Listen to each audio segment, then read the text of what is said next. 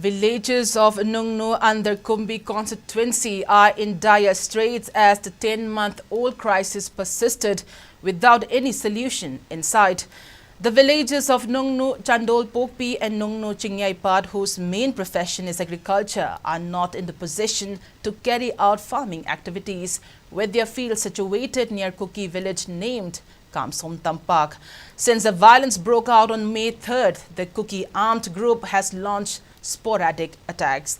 Fearing their lives, the villagers have fled and since then taking refuge at the relief camps opened at Nungnu Primary School and Nungnu Community Hall in Sugnu. After abandoning their homes, the villagers could not carry out farming activities, and this year too, the village is not in the position to do the same. The villagers said they are yet to take up necessary preparations despite the onset of monsoon.